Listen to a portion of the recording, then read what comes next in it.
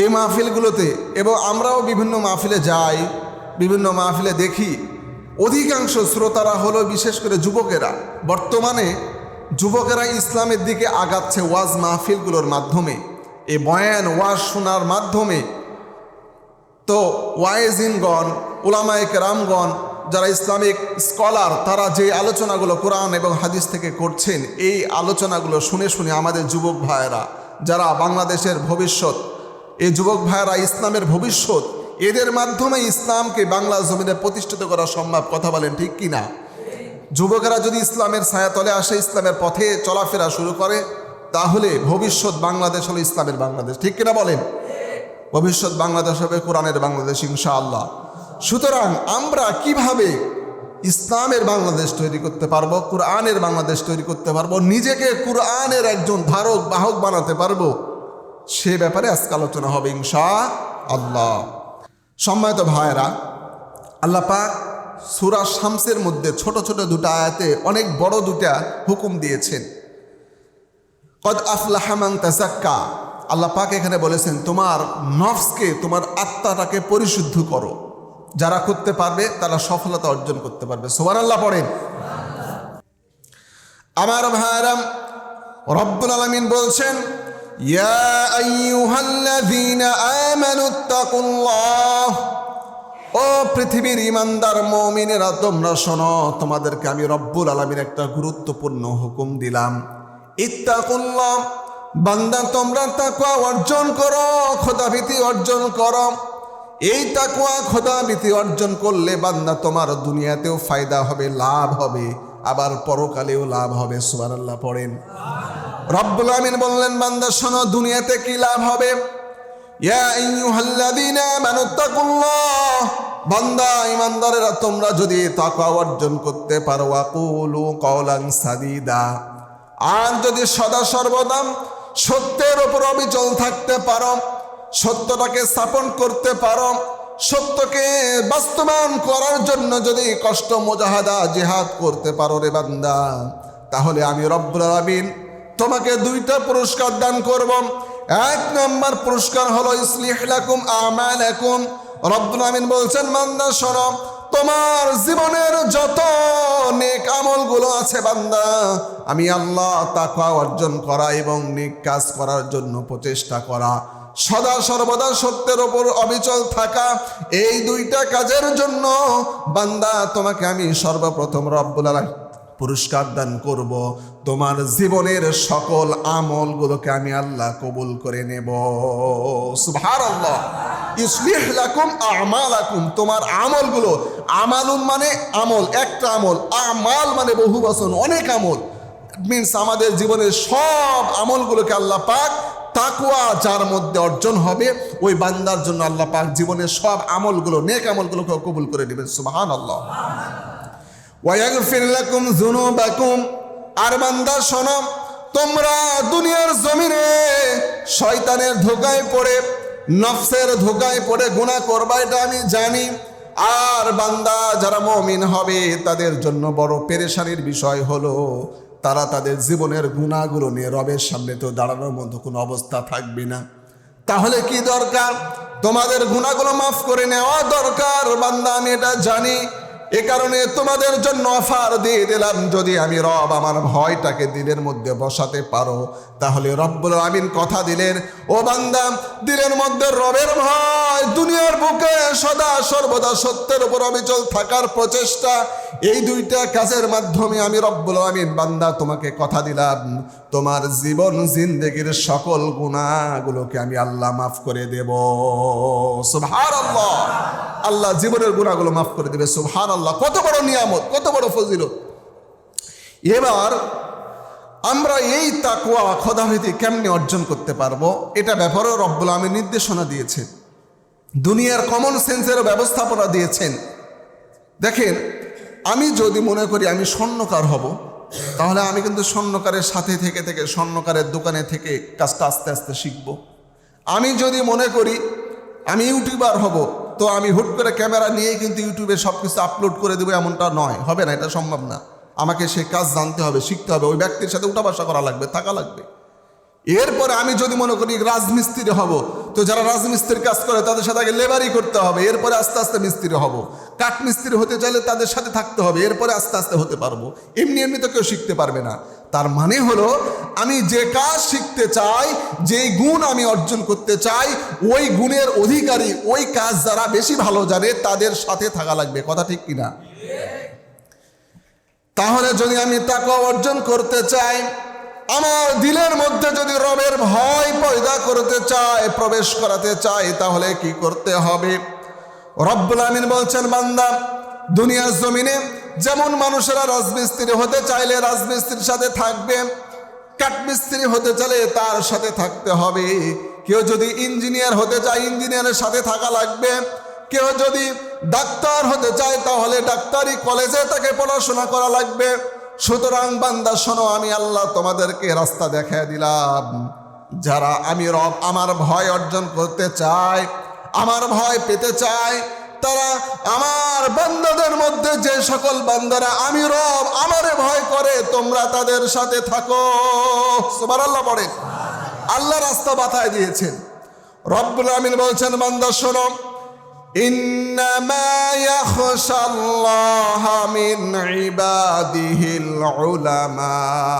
আল্লাহ বললেন, বান্দারে দুনিয়ার জমিনে যদি তোমরা ইবাদত করতে চাও আর আমি রব আমার তাকওয়া অর্জন করতে চাও, খোদা ভীতি অর্জন করতে চাও, তাহলে দুনিয়ার জমিনে আমি এক শ্রেণীর বান্দাদেরকে ঘোষণা করলাম, তারা হলো তাকওয়াবান। সুবহানাল্লাহ পড়েন।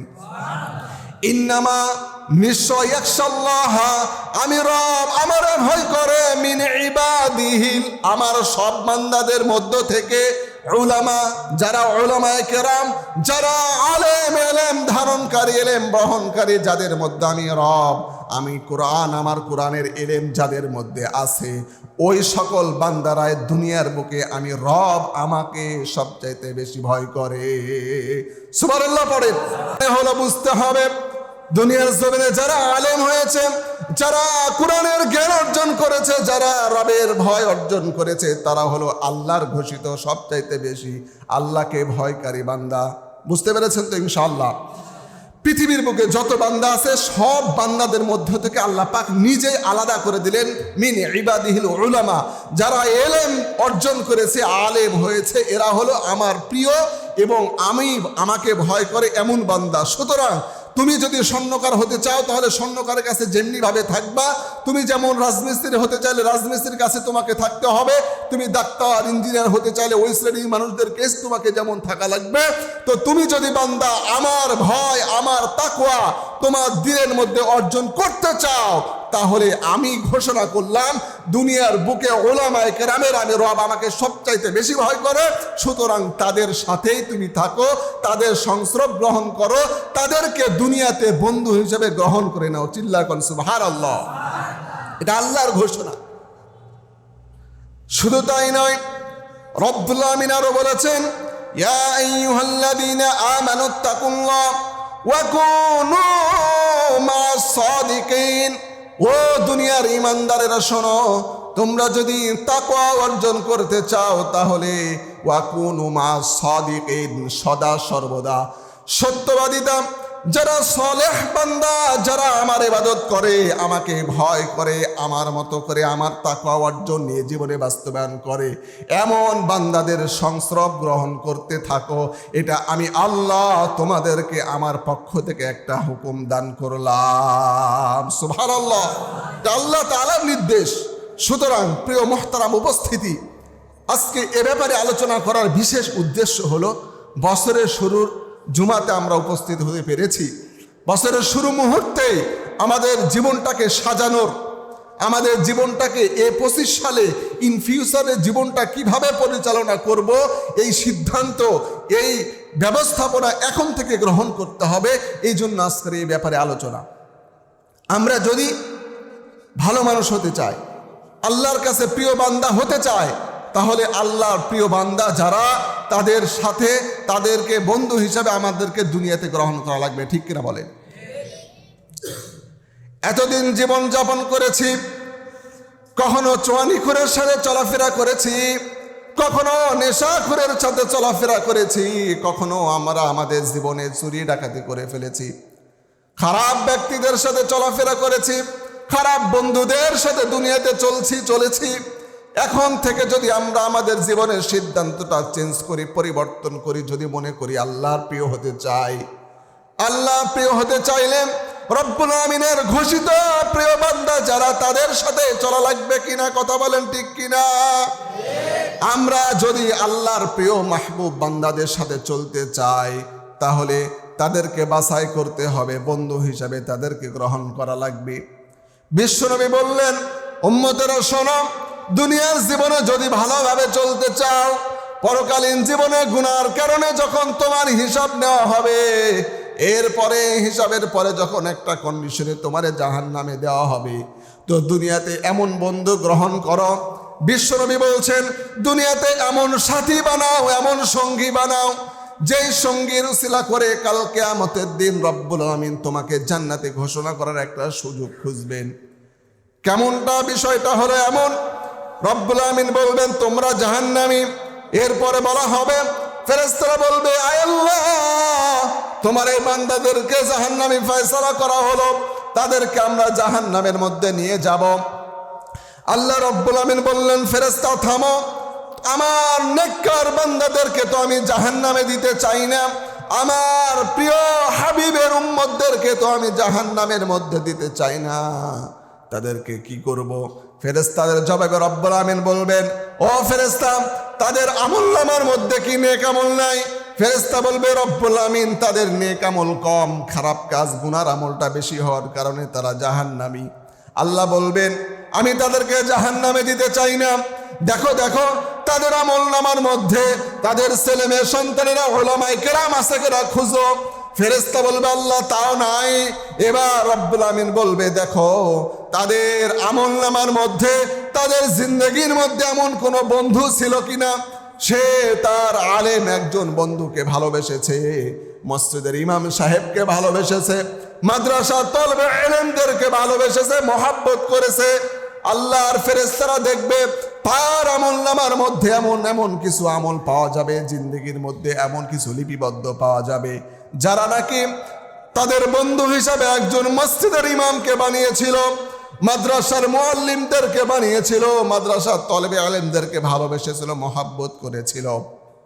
এমন আমল যখন তার খুঁজে পাওয়া যাবে, এবার রব্বুল আমিন বলবেন, ফেরেশতা শোনো, আমার বান্দার এই একটা ছোট আমল, তার দুনিয়াতে আলেম বন্ধু ছিল, ভালো মানুষের সাথে চলাফেরা করেছিল, তলবে ইলমদেরকে, মাদ্রাসার ছাত্রদেরকে, কোরআনের পাখিদেরকে ভালোবেসেছিল, একটা আমলের উসিলায় ফেরেশতা আমার ওই বান্দাদেরকে আমি ক্ষমা করে দিলাম, আর এই নেক কাজের উসিলায় আমার ওই জাহান্নামী বান্দাদেরকে জান্নাতি ঘোষণা করে দিলাম। সুবহানাল্লাহ।